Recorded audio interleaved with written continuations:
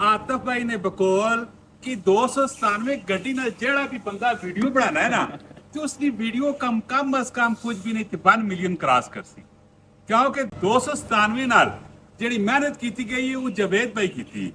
जावेद भाई एजाज हासिल है कि अल्हम्दुलिल्लाह की पाकिस्तान में बाशिंदे होने ने नाल नाल इस गड्डी ने उत्ते कले पूरी दुनिया विजिट करके आए पे माशाल्लाह जी। इन्होंने मरो वैसे जेडे खलोते पे सारे एक बार क्लैपिंग तो होनी चाहिए। इस कोई शक नहीं है कि पाकिस्तान का ना इन्हें रोशन किया है और बड़ा बड़ा दिल कलेजी वाला काम है।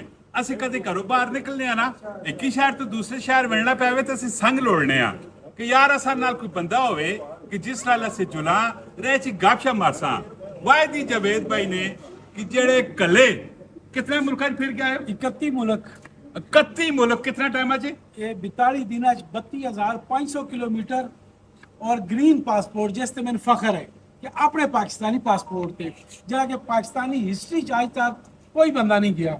ये पहला नाचीज थोड़ा पाई है जरा 31 मुल्क फिर के आया 32,500 किलोमीटर। हुण तो टिकटॉक वाले सन मैसेज करते हैं 297 हैश टैग है तुम सिर्फ 297 सर्च करो इस गड्डी की सारी जर्नी झंडे केड़ा झंडा केड़े मुल्क लगे सारी हिस्ट्री आ जाती है। वाह जी वाह क्या बात है। वैसे दिल कलेजी वाला काम इन्हें किया है कि नहीं किया है कमेंट सैक्शन में तुम अपनी राय जरूर देनी।